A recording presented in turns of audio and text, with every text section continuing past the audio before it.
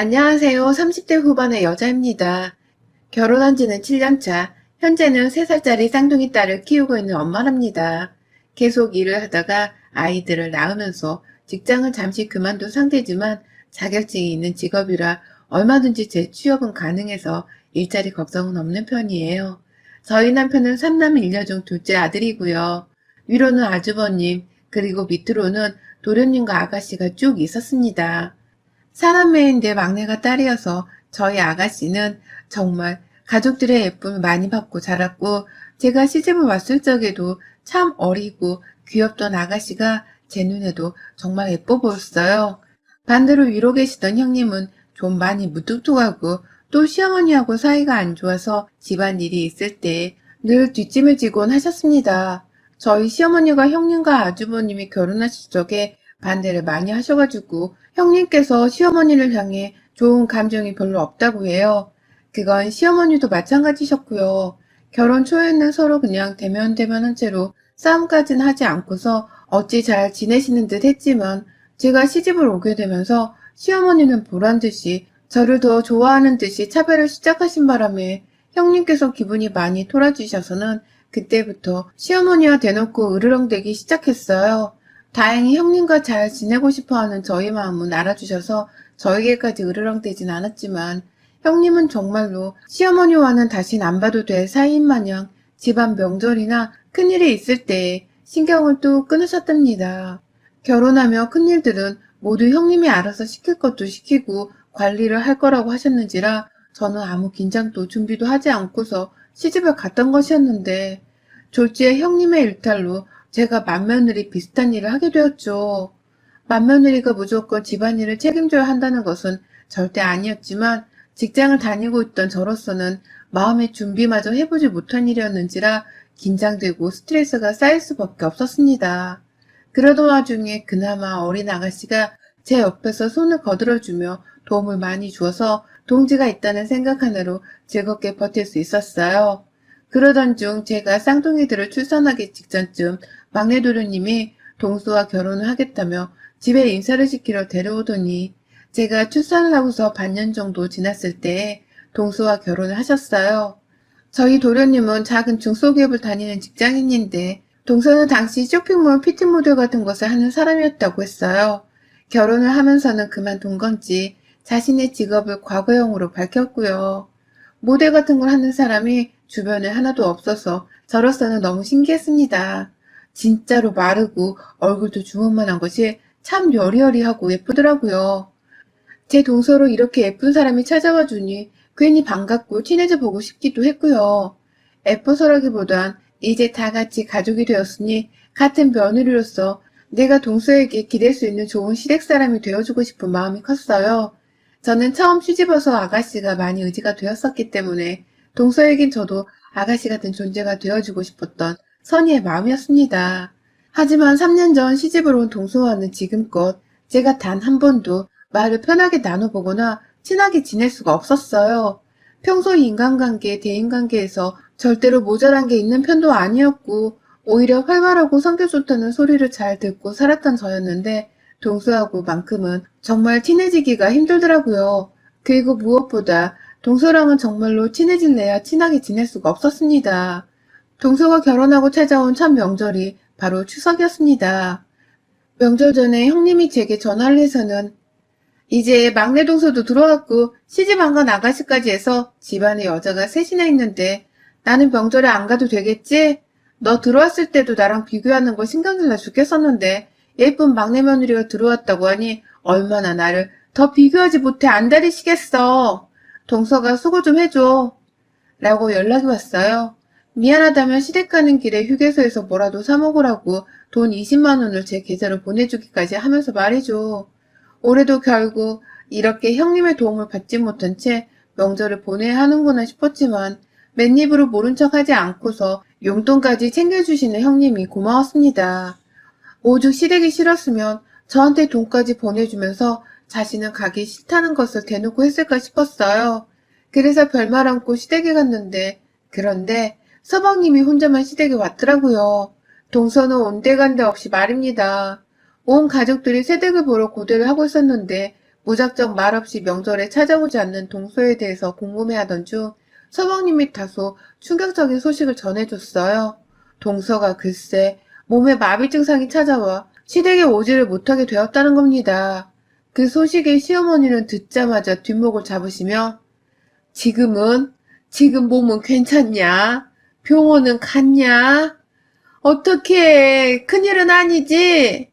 라고 엄청 걱정을 하면서 어쩔 줄을 몰라 하셨고 시아버지부터 시작해서 모두가 다 근심 가득한 표정으로 막내 서방님을 바라봤습니다. 그러자 서방님도 한숨을 푹 쉬면서 나도 마비 증상 있는 사람은 처음 봐서 진짜 시겁했는데 다행히 누워서 진정을 하면 괜찮아진다고 하더라고. 전에도 이런 일을 몇 번 겪었었나 봐. 라고 말을 했어요. 서방님도 와이프의 갑작스런 병증에 많이 놀란 눈치였습니다. 그러니 저도 명절에 오지 않는 동서에 대해 뭐라 화를 내기보단 오히려 건강이 걱정되어서 바로 문자로 안부 인사를 남겼고 저녁에 잠시 숨 좀 돌릴 때에는 동서한테 전화를 했죠. 동서, 몸에 안 좋다는 얘기 들었는데 괜찮아? 혼자 집에 누워있어서 어떡해. 무슨 일 생기면 바로 병원에 갈 수 있도록 핸드폰을 옆에 꼭 붙들어 놓고 혹시 모르니까 서방님께 1시간에 한 번씩이라도 전화를 해보라 말씀을 드릴게. 혹시 마비 증상으로 전화를 받지 못하면 여기서 바로 119에 신고라도 해볼 수 있도록 말이야. 라면서 저는 정말 심각하게 받아들이고는 동서한테 여러 가지 위기 상황에 대비할 방법을 알렸어요. 저 사실 간호사거든요. 마비가 언제 또 찾아올지 모르는 사람이 혼자서 집에 남겨져 있는 게 위험하게 들리기도 해서 저희 딴에는 멀리서도 동서가 혼자가 아니라는 걸 느낄 수 있도록 안심을 시킬 참이었어요. 하지만 동서가 그러더라고요. 아니요, 귀찮게 무슨. 그냥 좀 쉬면 괜찮아지는데 갑자기 요새 명절에 시댁을 가야 한다고 하니 스트레스를 많이 받았던 것 같아요. 한두 사람도 아니고 큰형님의 작은형님, 게다가 결혼 안 한 아가씨까지, 아휴, 그냥 전 좀 쉬면 괜찮아질 거니까 신경 쓰지 마시고 전화도 절대로 하지 마세요. 저 진짜 쉬어야 해요. 라고 말입니다. 아픈 사람이 받는 전화가 맞나 싶기도 했고 시댁이 싫다는 걸 은연중에 표현하는 것 같아 전화 내용이 다소 찝찝하게 들렸으나 저는 그 후 저녁에 찾아온 손님들 상을 차리고 또 다음 날에는 바로 아침에 제사가 있어서 동서를 더 신경 쓸 수가 없었어요. 서방님도 통화를 하는 듯 보였고 서방님도 추석 마지막 날에는 와이프가 빨리 오라고 해서 나 먼저 서울 갈게 라며 먼저 짐을 싸고 집을 나서더라고요. 부부가 둘이서 서로 걱정하고 챙기며 잘 있는가 보다 싶었습니다. 한껏 동서랑 친해져 보려고 마음이 부풀어서 찾아간 명절이었는데 만나지 못해 아쉬움이 컸어요. 그래도 아픈 사람 몸 건강 챙기는 게 먼저라 생각을 하면서 더 연락을 하진 않았고요. 명절 끝나고 서울에 올라가서 이틀 정도 지난 후 동서한테 다시 연락을 했습니다. 마비 증상은 어떤지 건강 잘 챙기라는 말을 전해주려고요. 하지만 동서가 제 연락을 받지 않았고 저는 그때 생각했죠. 혹 내 연락이 부담스러운 건 아닌가 하고 말입니다. 아직 친해지지도 않았는데 내가 너무 일방적으로 전화를 걸고 있는 게 아닌가 싶었던 마음에 저도 추가로 연락을 하지 않았고 문자로만 또 짤막히 동서 아픈 건 어떤지 물어보러 연락했어. 얼른 건강 쾌차하고 잘 지내고 있어. 라고 보내놨네요.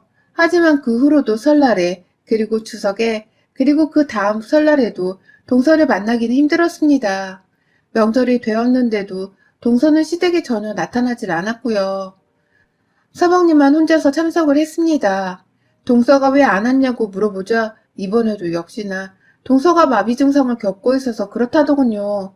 세상에 마비가 이렇게 주기적으로 매번 찾아올 정도냐며 저는 혼자서 괜히 심각해졌는데 서방님은 그게 너무 흔한 증상이어서 그런지 좀 있다가 괜찮아질 거예요. 라는 말과 함께 별일 아니라는 듯 말씀을 하셨어요. 주변 시댁 식구들이 모두 다 걱정을 하는 와중에 혼자서만 대수롭지 않게 여기는 것이었죠. 제가 또 전화를 해볼까 싶었지만 동서가 저번에 제 문자를 씹은 것부터 이번에 전화 한 통을 또 받지 않았다는 것에서 저도 좀 감정이 상해 있었습니다. 아무리 그래도 사람이 자기 건강 걱정되어 진심으로 연락을 했으면 받는 척이라도 하면서 지낼 법한데 그 정도의 예의도 없이 무턱대고 연락을 씹어버리는 동서의 인성이 저 또한 마음에 안 들기 마찬가지였죠. 슬슬 마비가 자꾸 찾아온다는 사실도 수상하다고 생각이 될 때쯤 시아버지의 칠순잔치가 있었습니다. 잔치라기보단 저희가 몸이 불편하신 시아버지의 걱정이 되어 주말에 짧게 모여서 밥 한 끼를 먹으며 헤어지곤 했는데요. 그날 동서가 시댁에 왔더라고요. 결혼을 하고서 시댁에 온 게 동서한테는 1년 반 만에 거의 처음이었어요. 아주 멀쩡하게 걸어 들어와서는 한다는 말이 아버님, 생신 축하드려요. 제가 늘 오려고 했는데 이놈의 몸이 너무 연약해서 도저히 찾아올 수가 없더라고요. 저도 막내 며느리로서 조상님들께 제사도 지내고 예쁨 받고 그래야 하는데 라면서 시아버지의 곁에서 팔짱을 끼며 꼭 안기는 막내 동생의 태도에 저는 시겁을 하고 말았습니다. 그리고서 동서는 저한테도 말을 걸긴 걸어왔어요. 다만 전혀 다른 말투와 표정으로 말이죠. 형님, 케이크는 사오셨죠? 라고 말입니다. 제 손에 든 케이크를 보고서 한 말 같았어요. 그러니 저도 얼떨결에 여기 라면서 대답을 했고 그러자 동서는 제 손에 든 케이크 쏙 빼가서는 본인이 부엌으로 들어가 케이크의 초를 꽂고는 불을 켜더라고요. 순식간에 시아버지께 생일 축하 노래를 불러줘야 하는 상황이 되었고 제가 사간 케이크는 동서의 손에 들린 채로 시아버지 앞으로 가 있었어요. 시아버지는 막내 며느리가 역시 애교가 많네. 예쁘니 뭔들 못해. 라면서 동서의 손이 케이크에 촛불을 끄셨고 아주버님과 서방님 그리고 저희 남편까지도 우르르 박수를 치면서 동서에게 센스가 라며 엄지를 치켜 세웠어요.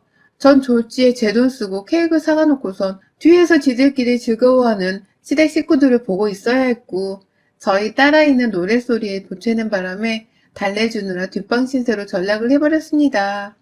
그 사이에 아가씨도 뭔가 찜찜함을 느낀 건지 저 언니 아픈 사람 맞아요?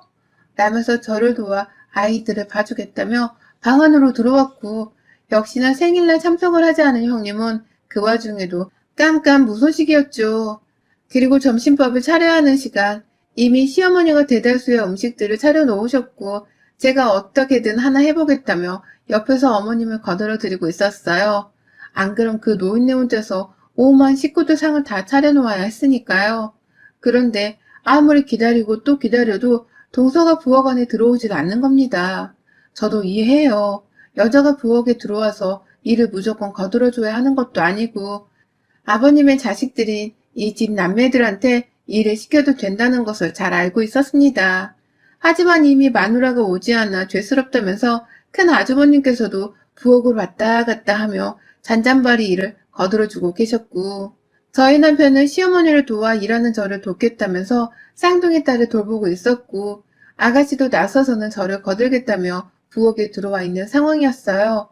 그런데 결혼하고 2년 만에 나타난 동서는 그냥 거실 바닥에 앉아서는 나이든 시아버지 옆에서 대화를 나누는 것도 아닌 채로 TV를 보며 과자를 먹고 있더라고요. 옆에 서방님까지 따라 앉힌 후 어른들 앞에서 서방님 허벅지를 쓰다듬으면서 말입니다. 그러니 제가 기가 막히고 화가 나고 어처구니가 없을 수밖에요. 결국 그날 좋은 날이라며 저는 동서에게 그 어떠한 불만도 내비치지 않았으나 동서는 처음부터 끝까지 부엌에는 단 한 번을 들어오지 않았습니다. 하다못해 바로 앞에서 시어머니가 다 먹은 그릇들을 치우겠다고 허리를 굽혀들고 계신데도 불구하고 거기다가 제 그릇도요 라면서 자기 그릇 하나를 시어머니께 주더라고요. 그 순간 시어머니도 얘가 뭔가 싶으셨는지 동서를 빤히 쳐다보셨고 옆에서 덩달아 모든 식구들이 동서를 쳐다봤지만 동서는 아랑곳하지 않았어요. 오히려 저 이거 너무 맛있는데 남은 거 있으면 좀 싸주세요. 라며 제게 생일상으로 만들어 놓은 잡채를 포장해달라고 하더라고요. 남의 식당에 와서 밥만 얻어먹고 나가는 손님 같았어요. 나이든 시어머니가 힘들게 설거지까지 하는 게 죄송스럽다며 아가씨랑 제가 나서서 손에 고무장갑을 끼곤 막 그릇을 치우려고 하는 참이었어요. 음식 싸달란 동서의 말에 아가씨가 먼저 화가 났는지 부엌에서 동서를 부르더라고요. 그러더니 작은 비닐봉지 하나를 건네주며 언니가 직접 담으세요. 라며 말을 했어요. 그런데 그 순간 동서의 표정이 상당히 의미심장했습니다. 아가씨의 말에 웃더라고요. 하! 나는 황당하단 듯이 코웃음을 내면서 아가씨의 손에서 비닐봉지를 받아가선 정말 나무 잡채를 싹쓸이하듯 담아갔어요. 그리고는 서방님을 데리고는 먼저 집에 가보겠다며 서울로 출발을 했죠. 기분이 나빠도 너무 나쁜 동수의 태도에 괜히 재수가 없었습니다. 내가 싸가지 없는 동수한테 괜히 친해져 보려 먼저 마음을 쓴 건가 싶어서 마음을 접어야겠다고 생각을 하던 도중 아가씨가 그러더라고요. 다가올 설날에는 또 마비 증상이 있다면서 집에 제사를 지내러 오지 않을 게 분명하다고 말이죠. 자신 있으니 자기랑 내기를 하자면서 말입니다.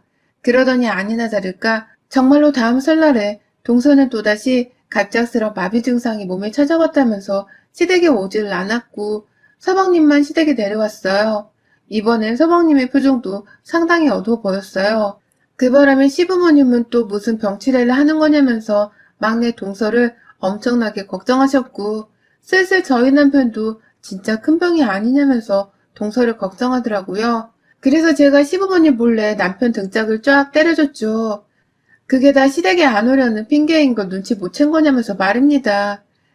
그런데 그때 시아버지가 이상한 말씀을 하셨어요. 그래서 병원비가 그렇게 많이 나왔나 보네. 그러니 그리 돈 달라고 했고, 에고, 막내가 그리 아파서 어디 나중에 애는 낳을 수 있겠다냐? 라고 말입니다. 그러자 난데없는 동서를 바로 어제도 봤을 서방님이 시아버지를 향해 돈? 돈이라고? 라면서 놀래 자빠지를 하시는 겁니다. 서방님도 정작 이 사실에 대해서는 모르고 있었던 겁니다. 자기 마누라가 아버지한테서 돈을 달라고 하고 있었다는 사실을 말이죠. 시아버지 생신날에는 분명 부부 사이가 좋아 보였는데 불과 3달 만에 맞이한 설날에는 서방님과 동서의 분위기가 다소 낯설게만 느껴졌고 돈 얘기가 수면 위로 오르자 온 가족들도 집중을 해서 요목조목 캐내기 시작했어요. 그리고 나서야 모든 게 드러났습니다. 그간 동서가 시아버지한테서 거의 5천만 원 정도를 치료 비용으로 인해서 돈이 필요하다면서 뜯어갔다는 거예요. 시아버지께는 그 정도의 돈이 충분히 있어서 무리는 아니었지만 병원비로 돈 5천만 원을 뜯어갔다는 사실 자체가 온 가족들에게 충격이었습니다. 게다가 저랑 아가씨는 동서의 마비 증상이 다 명절에 시집살이를 하지 않기 위해서 둘러대는 뻥이라는 것을 눈치챈 상황이었는데 돈이 뜯겨나갔다고 하니 기절을 할 수밖에요. 결국 아가씨는 미친 거야? 마비 증상이 맞는지 아닌지도 모르는 상황에서 돈 5천만 원이 무슨 옆집의 이름이냐고. 막내 오빠, 오빠도 말 좀 해봐. 마누라를 옆에서 가장 가까이서 본 건 오빠잖아. 내가 보기엔 마비 증상이라는 게 숨 뻥 같던데. 우리 집에 안 오려고 둘러댄 언니 거짓말 아니야? 그런데 돈 5천만 원을 가져갔다니 이게 도대체 납득이 가는 상황이야? 라면서 자기 오빠를 향해 이럴 순 없는 거라며 막 화를 내기 시작했습니다. 저번 아빠 생일 때도 손 하나 까딱하지를 않고서 오빠 허벅지나 만지작거리며 가만히 놀고만 있더니 아니나 다를까 명절에 또 마비 증상을 들먹이며 농땡이를 까고 있는 게 아니냐고. 그런데 뒤에서는 우리 아빠 돈 5천만 원을 꼬가고 있었냐면서 아가씨는 급기야 서방님의 앞으로 찾아가 삿대질을 해대며 쏘아대기 시작했어요. 그제서야 시어머니도 그간 집에 찾아오지 않다가 시아버지 생일에만 보란듯이 찾아와서는 생일 케이크까지 불게 하며 애교를 부렸던 것. 그리고 시아버지 옆에서 꼭 붙어 앉아서는 내내 놀고 있었던 것이 다 그놈의 돈을 꾸기 위해 시아버지한테 잘 보이려고 그런 게 아니었냐면서 화를 내기 시작했어요. 점점 끓어오르다가 확 폭발을 하는 화산 마냥 시어머니가 딱 그렇게 뚜껑이 열려서는 서방님을 향해 이실 찍고 하라고 혼을 내기 시작하셨죠. 막내 아들이라서 둘째인 저희 남편이나 아주버님보다도 훨 편하고 친근하게 대하며 아끼시던 시어머니셨는데 졸지에 부모를 기만한 자식이라면서 아주 홍군형을 내주겠다는 표정으로 서방님을 닥달하셨습니다. 그 바람에 서방님 자신도 뭐가 뭔지를 잘 모르겠다며 한참 고개를 숙이고 있다 말하더라고요. 나도 당연히 마비 증상 있는 줄 알았어. 명절 전만 되면 손을 갑자기 막 떨고 자다가 다리를 막 떨고 그래서 분명 마비가 맞다고 생각해서 집에서 쉬라고 내버려둔 것이었는데 이상하게 나도 기분이 찜찜하더라고. 밖에서 일도 안 하는데 명품 가방을 떡하니 사오질 않나. 명품관에서 쇼핑을 하질 않나. 내 월급은 그 정도로 커버해줄 수가 없는데 어디서 그렇게 돈이 나오나 싶어서 설마 전에 하던 일을 또 하는 건가 라면서 말을 하다가 갑자기 말실수를 했다는 듯이 입을 꾹 막아버렸어요. 눈빛이 아차차라고 하면서 어쩔 줄을 몰라 하고 있었고요. 전에 하던 일? 라면서 아가씨가 서방님의 말을 놓칠세라 바로 반문을 했습니다. 전에 하던 일이 뭐였는데? 피팅 모델을 했다고 하지 않았어? 라면서 물어보는 아가씨의 말에 저도 질세를 합세를 했어요. 피팅 모델을 하면 원래 그렇게 돈을 많이 버는 거예요? 밖에서 촬영을 하느라 힘들어서 몸에 마비 증상이 왔던 건가? 그러면 몸을 생각해서라도 일부러 그 일은 하지 않아야 하는 게 맞는 거 아니에요? 라면서 막 쏘아댔죠. 그러자 서방님 한참을 말문이 막힌 채로 어쩔 줄을 몰라 하다가 불안하다며 빨리 말을 해보려는 큰 아주버님의 말씀에 겁에 질려 실토를 하더라고요. 아니 그게 그러니까 와이프가 피팅보드를 한 건 아니고 그냥 술 같은 거 마시는 일을 한 건데 분명히 일을 그만두고 나서 나랑 약속을 하고 결혼한 건데 최근에 다시 돈 씀씀이가 커지니까 나도 진짜 이게 어떻게 되어가고 있는 건지 모르겠어서 미칠 노릇이야. 이번 설에도 멀쩡하다가 갑자기 설 전날 밤에 다리를 또 떨더라고. 마비 증상이 분명 맞아 보이길래 쉬라고 하고는 나 혼자 집에 오려고 차에 올라탔다가 혹시나 싶어서 와이프 걱정에 다시 집 안으로 들어가 보니 글쎄 맥주를 까고 있는 거야. 딱 그 순간에 나랑 눈이 마주쳤는데 쎄한 거야.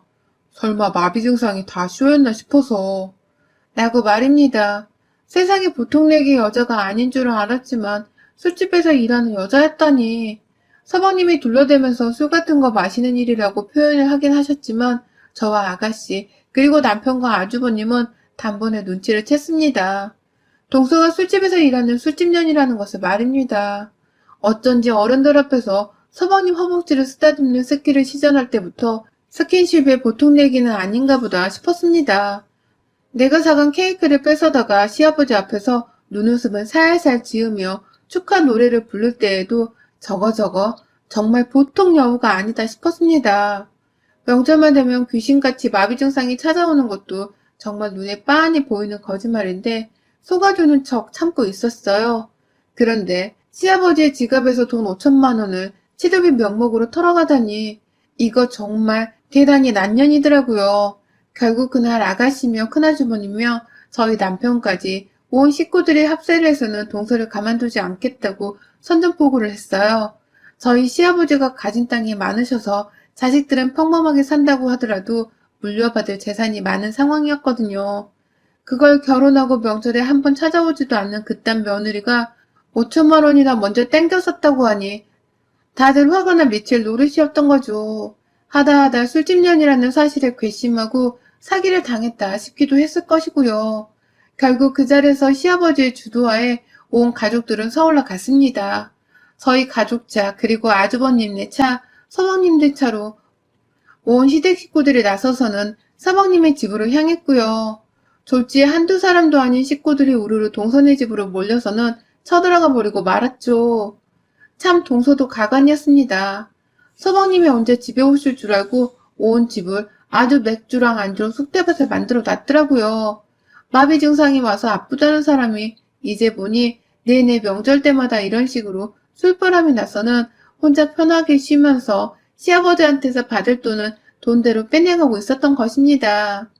아프다는 말에 계좌이체를 해줬다가 당했다는 걸 안 시아버지는 뒷목을 잡고 쓰러지려 하셨고 시어머니는 우리 집을 얼마나 우습게 봤으면 라면서 동서의 안방으로 들어가 명품 가방들을 뺏어왔어요.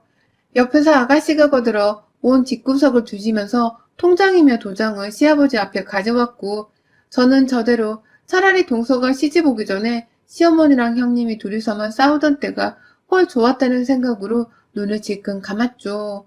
동서는 졸지에 자신의 상태가 아주 멀쩡하다는 것을 들켜놓고서도 어떻게든 만회를 해보겠다며 갑자기 발을 절더라고요. 왜 그러세요?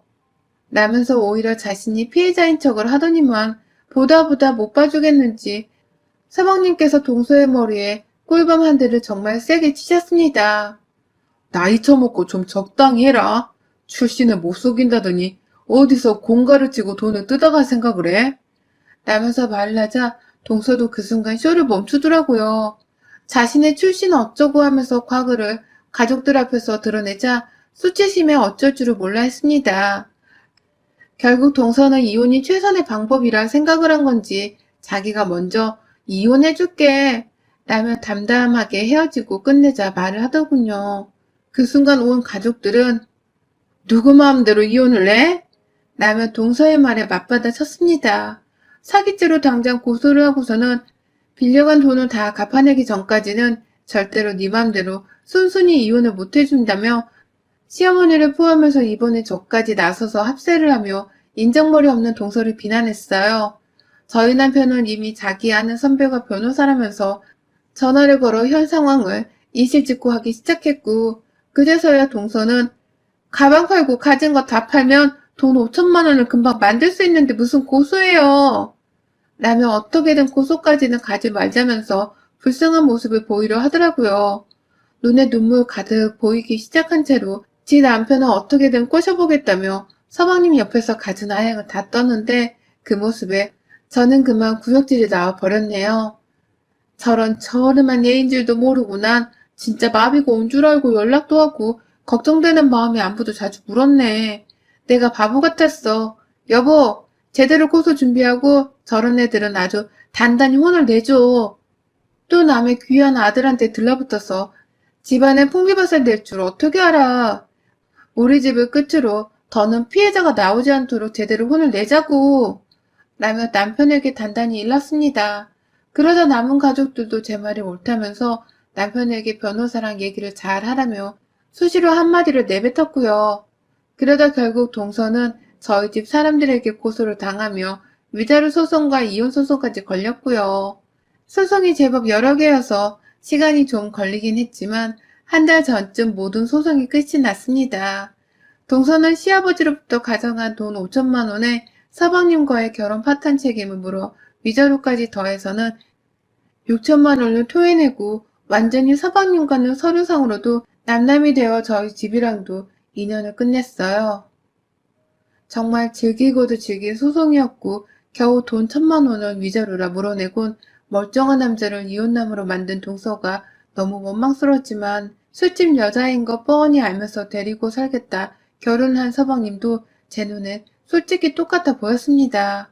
자업자득의 결과라 생각을 하며 서방님이 스스로 깨우친 것이 많았기를 바라봤죠. 시아버지도 빌려간 돈을 되돌려 받는 것만으로도 이제 다 괜찮다며 서방님께는 여자 좀 똑바로 보고 사겨라 라는 말을 하며 제대로 혼을 내셨고요. 졸지에 시어머니는 큰며느리가 엄청나게 착하고 좋은 며느리였다는 것을 동서를 보며 깨우치셨는지 먼저 연락을 하셔서는 형님께 명절에 찾아와라 생일날에도 다 같이 만나자 라고 하면서 친해져 볼 시도를 하고 계시는 중이랍니다. 졸지에 저는 그 사이에서 굳건한 제자리를 지킨 믿음직스러운 최강 며느리가 되었고요. 이거 참 좋다고 해야 할지 별로라 해야 할지는 모르겠으나 집안에 사람 하나가 잘 들어오면 어떤 일이 벌어질 수 있는지를 이번에 제대로 보고 겪으며 깨우쳤답니다. 마비 증상 그거 아무나 쉽사리 아무 때나 겪는 게 절대 아니라는 거 이번 기회에 혹시 모르니 다른 시어머니들도 꼭 알고 계시길요. 여러분의 생각은 댓글로 남겨주세요. 오늘도 시청해주셔서 정말 감사합니다.